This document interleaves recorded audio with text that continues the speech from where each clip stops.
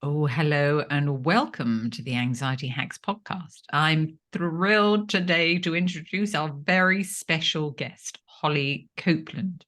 Now, Holly's journey is a remarkable even fusion of science, spirituality, and healing.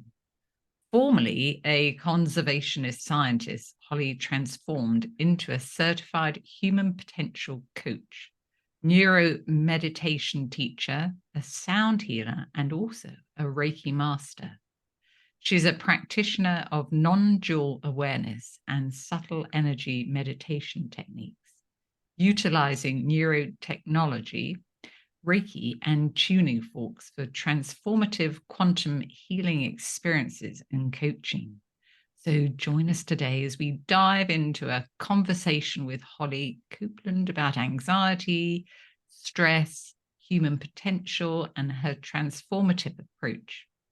This is the Anxiety Hacks podcast, where science and spirituality intertwine.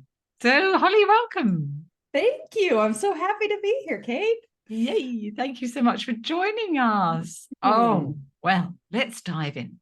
Okay. So, Holly, tell me, so if you had a client that came to see you that was in a very sort of stressful period of their life, so how would you help them?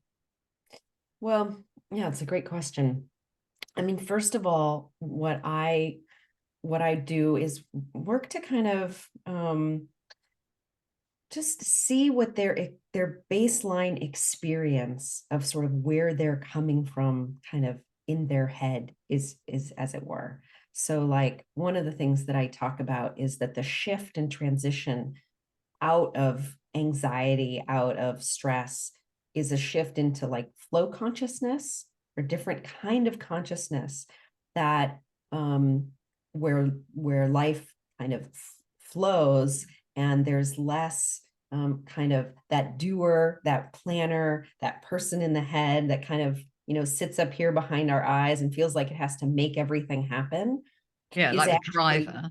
right, the driver, right? So Mm. most of us, and this was certainly me, up until about 5 years ago when everything shifted for me, was it felt like there was this driver doer that had to make things happen in the world.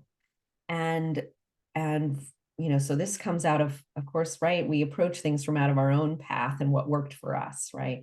And what worked for me was and the beautiful teachers I worked with was to learn to shift out of that doer state into a being state, right?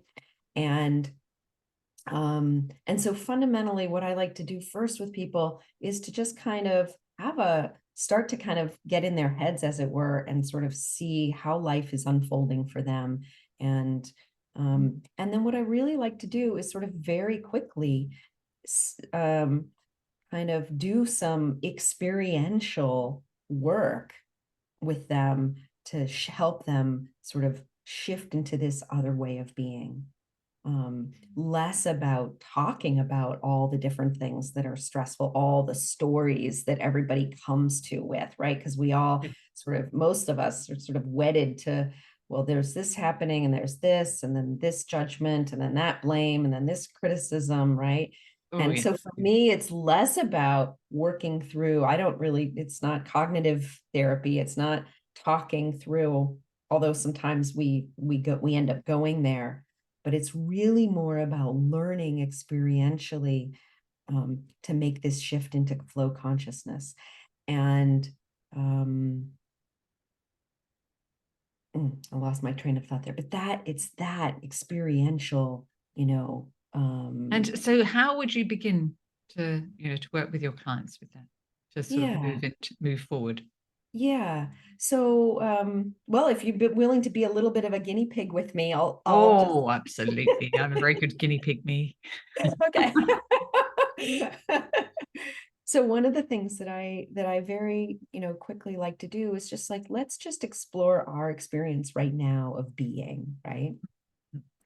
And so just noticing right now in your experience, just kind of soften your eyes, look away from, like, sort of look up from the computer, don't look at the computer.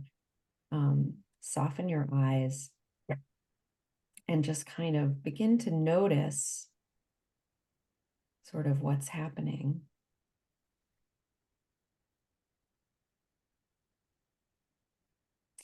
And first, what I just want you to notice is that in your experience, we start to do is sort of notice that there's kind of an object and a subject happening here, right? So in our experience of being, there's all the objects of reality. So like right now, I'm looking at a lamp, and I just sort of want you to notice, like, whatever you're looking at, just sort of notice there's the experience of seeing, right? So maybe you're looking at a picture or something. And yeah, when you sort of like step back, and then in your peripheral vision, you can see all these disturbances. Yeah. If you like.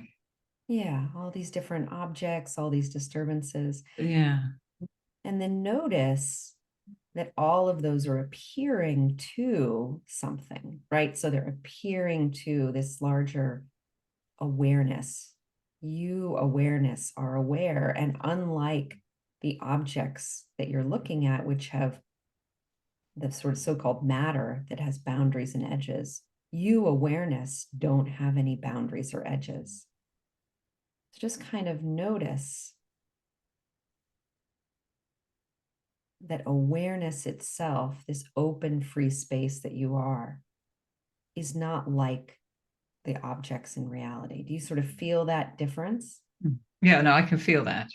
Right. So when we say sort of who you are, you, what we refer to as you or the I, is not a solid object. It doesn't have boundaries or edges. It's just kind of, just sort of share with me, if we look at the I that we refer to when who are you, just notice the qualities. Does it, in your experience right now, if you don't refer to any of your memories, any of the past or the future, just notice, does it have any, for example, boundaries or edges to it, or is it just open?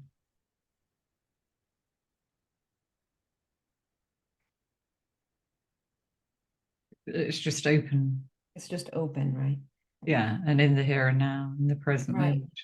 Right, in the present moment, right? And so, and then just notice, like, just bring your awareness to hearing, notice the sensation of the sounds, like the sound of my voice arising. Again, hearing is coming in and it's arising to this open, free space of awareness that is you, right? Yeah. I find this obviously very easy to do because I teach mindfulness Yeah, yeah. and that awareness and Reiki as well. So Yeah, yeah. So one of the things that we're sort of noticing here is that the quality of you awareness is open and free. It doesn't, unlike the objects that are appearing, it's sort of timeless and contentless. Like, so everything is just kind of moving through, right? yeah. Yeah. Yeah. And then just notice, maybe it even helps sometimes to close your eyes, to just notice this contentless, free awareness of you.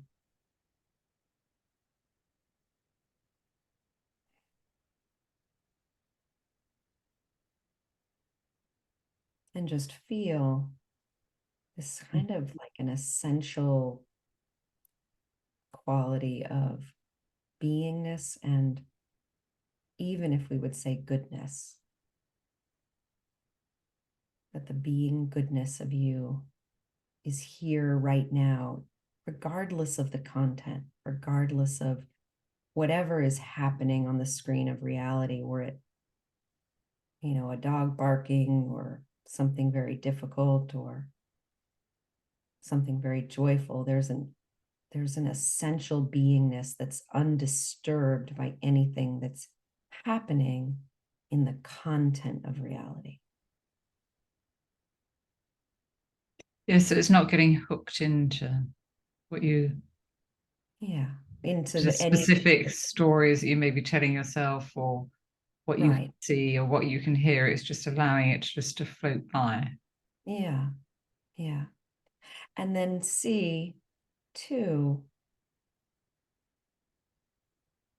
if that beingness, that presence is not something that you're making happen, but it's actually here on its own without your help. And this is a really essential pointing and quality to understand, that this beingness doesn't need a small manager or doer to make anything happen, that it's already here and awake and alive and intelligent.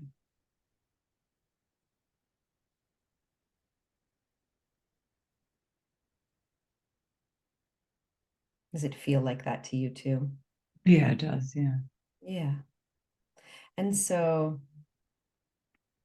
but it's relaxing down into that, isn't it? yeah, it is And relaxing. allowing that to happen. Exactly.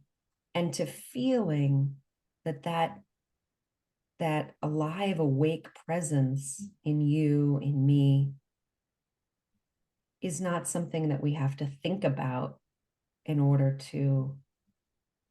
for it to be here. I like to think that, like, that's Descartes, I think, therefore I am, is maybe one of the greatest mistruths ever spoken. We don't need to think, therefore I am. We actually are. We're just here. And everything is flowing through and happening. This content arising, whether it's what we're seeing or what we're hearing, which is why I like to do that, kind of break things down into just the most elemental, like what's happening now in your experience. And to start to break apart this ever-present, alive, awake intelligence that is happening on its own.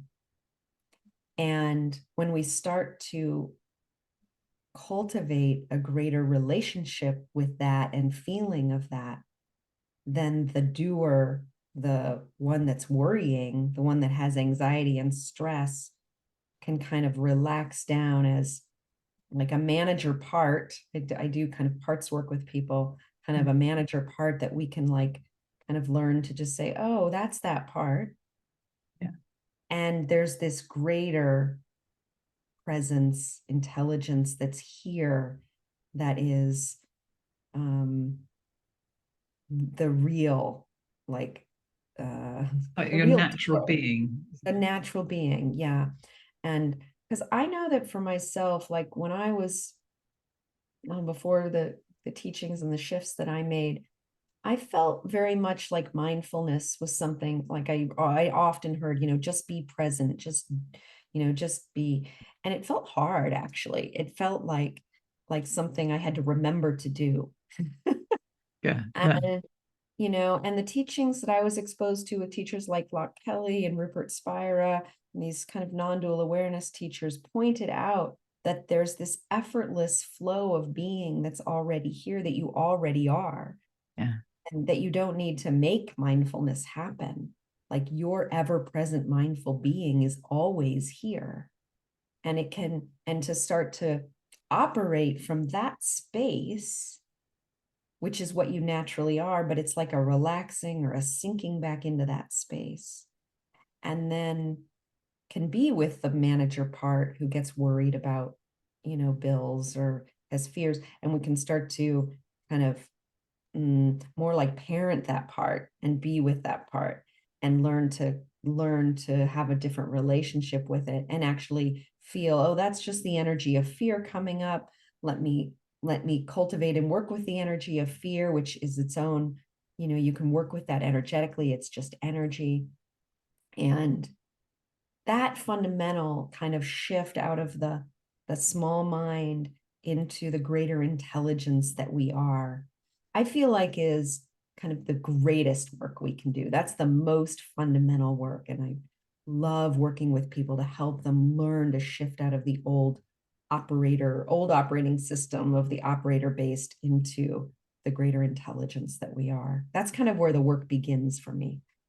Oh. That's beautiful. That's beautiful. What would you suggest to the listeners for them to be able to practice this? So to do what we did. Yeah. Yeah.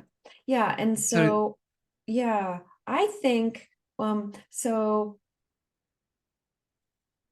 it it is like once you feel it and see it, then it's like a practice. And this is where like meditation in the morning and maybe some, meditation in the evening, small glimpses throughout the day, small practices throughout the day to help you learn to get comfortable from operating from this space of this yeah, so greater. taking time out during the day, whether that's just a few Yeah, minutes or 5, 10 exactly. minutes or whatever, just to tune in To tune into it. I mean, to to your me, own life awareness. is the meditation. I mean, that actually is what's happening. So there's Yeah. always an opportunity to practice. I think it's really like the sort of old model of a long morning practice, and then we kind of get off the cushion and we go about our life is Rush not around. rush around and then come back to sitting on the cushion is not, that's not my way. I mean, I do have an established energetic practice in the morning that is central for me, and we can talk a little bit about tuning forks and some of the energy Mm. work. um, but I think ultimately this practice into beingness is something that we can kind of maybe have a more established practice in the morning. um, it could be 10 minutes, it can be 15 minutes, it can be half an hour, whatever you like, and then some small practices throughout the day, and ultimately anytime. I mean, especially if you're in anxiety, when you catch yourself, right? Oh, I'm feeling anxious. That's that moment that you recognize it is exactly the moment to stop and practice. Yes. Like, right? Like that's it. Yeah. You feel it, you see it. Now see if you can transition into there's a greater awareness here who's aware of the stress that I'm feeling, and like stop and feel into it and see if you can feel the greater alive intelligence that you are. And I think one really helpful instruction for this that helped me a lot was dear Pema Chodron, the Buddhist nun, has a Yeah. saying: feel the feeling, drop the story. Because when we feel the feeling, Yeah. we feel, oh, stress or anxiety is here, but what the essence is, drop the story, because the story is the mind, the thinking mind, the doing mind. And so by Driving it, isn't it? Yeah, the driver. when you drop the story, it actually drops you straight into presence. You can't, if you're in story, you're out of presence, right? So you can't not be in presence if you drop the story. Yeah. So just drop the story and feel, oh, that's the feeling of stress or the feeling of fear or whatever. So I used that and have used that one a lot and use it a lot with clients to just, and what I notice, I don't know if you've noticed this, if you feel the feeling, whatever it is, and you drop the story, the energy, it's just energy, and it actually moves through you Yeah. incredibly quickly without a story to propel it. Yeah. If there's no blame, guilt, shame, judgment, if those things, because those are all part of story, right? So if you're in victim consciousness, oh, she did that to me, or what is somebody so and so going to think about that, and when you drop all that and you just let yourself feel, oh, that's worry. Okay, what does worry feel like? Start to befriend it, start to cultivate this, like, just non-judgmentally feeling the feeling and letting it move through you energetically. What you'll find if you do that is like it completes, it moves through, and then it just drops you straight into what you already are, which is just open, beautiful, open, aware, loving presence. Love that. I love that, Holly. So now let's talk about tuning forks. You've Yeah. got some there. So tell us about the tuning forks. So the Yeah. people that So don't I know what they discovered, are. yeah. So I discovered, so that's okay. What we just did was like really working on the most fundamental level of our relationship with who we are in presence.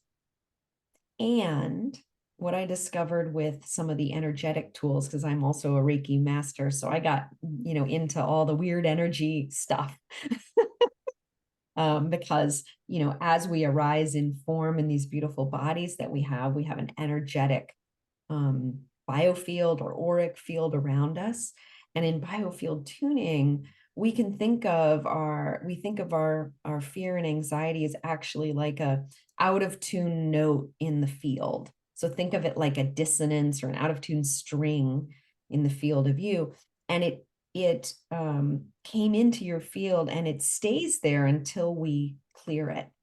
So we have a whole different way of looking at disease as actually energetically based on dissonance in our field from accumulated, stuff from being a human and growing up. Yeah. Right. So that traumatic thing that happened, we got yelled at when we were, we had a parent who yelled at us a lot, is actually still like an out of tune string in our field from when we were 5 years old, and it stays there until we work with it and clear it. And what my teacher Eileen McCusick discovered is that tuning forks have an amazing ability to help the body clear that dissonance, because we're energetic beings. We want to be in tune, like we want to be singing our beautiful song that we're here to sing on earth. But things are a little wonky with those out of tune strings. And so when we hear an in tune vibration, we will start to match that or come into resonance with that naturally. We don't have to do anything. Our bodies want to do that. So I'm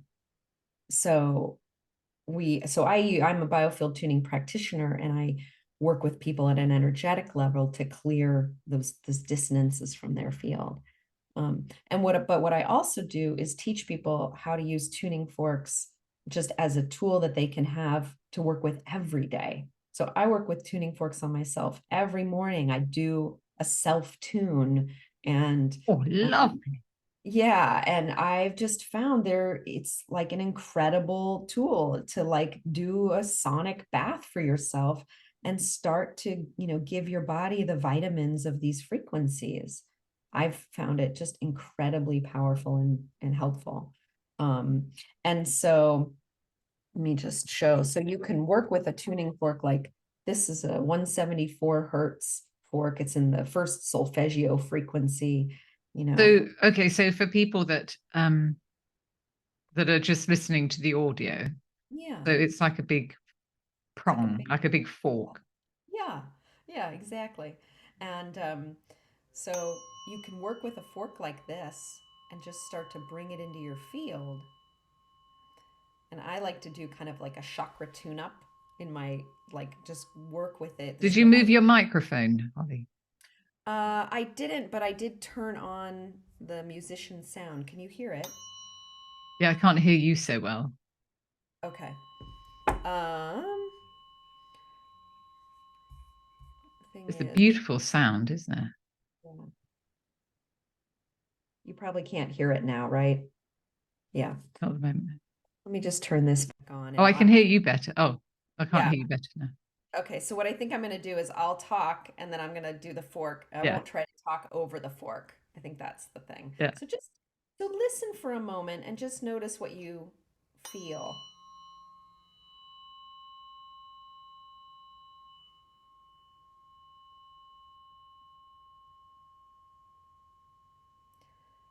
I'm actually tuning into the whole group right now, that everybody that's listening now and will listen. So I do remote group healings.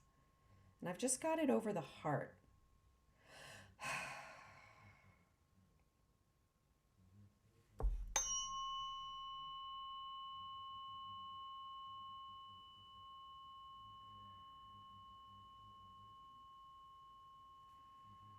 And what I'm noticing tuning into is some contraction in the heart right now.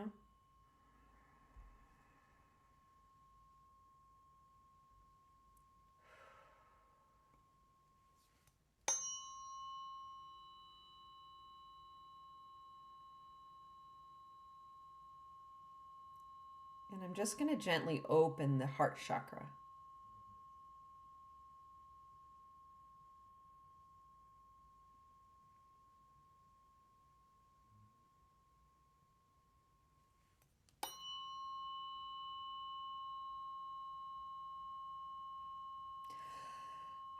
And take a nice breath.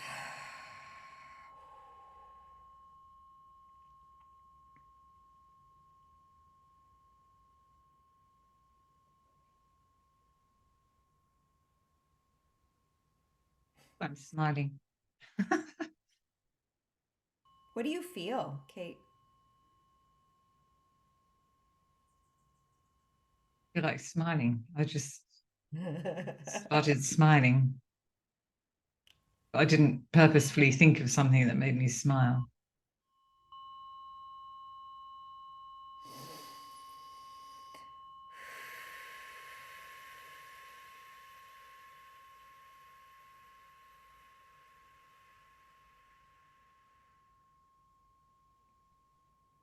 I just feel very much more relaxed, but more open. Nice. Yeah, a lot Yeah. more open and free, I think is a good word to describe it. Yeah. Yeah. Beautiful. Yeah. So, Your microphone. okay. Oh, Is that's that it. Yeah. So so I was just doing a little group clearing, opening and expanding the heart with you and with everybody. And so I can tune in and feel like the group heart and your heart when I was doing this work. And I could feel, first kind of a density, kind of a tightness, and then an open and expansion as I open that up. Yeah, So it does feel like that. It yeah. feels lighter and bigger. Yeah, more open. Yeah, yeah. Yeah. So Beautiful. yeah, so I really like I said, I work with clients in, work with the tuning forks, doing whole tuning fork sessions to clear their field, but also love to teach people how to bring these tools into their daily life. Ooh. So, how can people find you? So I'm on heartmindalchemy.com is my website and company I founded. And so you can go to heartmindalchemy.com. You can find out about my one-on-one coaching, my group sessions. I'm also on Insight Timer as an Insight Timer meditation teacher. And you can find links to that. I did a live group session last night on Insight Timer. So Oh, people can go. fun. Yeah, yeah, yeah, What yeah. fun. And so, because you do a lot of different types of therapy, don't you? Yeah, so I do the kind of the program that I have is called Awaken, Heal, Breathe. Mm, And that really mm, combines three sort of main modalities that I work with people on: the awakening, which is what we did at the beginning. yeah, The healing represents the biofield tuning that we just did. And yeah, then the breathe, I'm a breathwork practitioner and I lead people in really deep transformational breath work that is amazing for clearing stress and anxiety. It's amazing. yeah, They're deep, deep sessions that I do both work that in my individual work and in my group sessions. And oh my gosh, people are like they're so the power of the breath to clear, right, where we've got these stuck patterns in our body.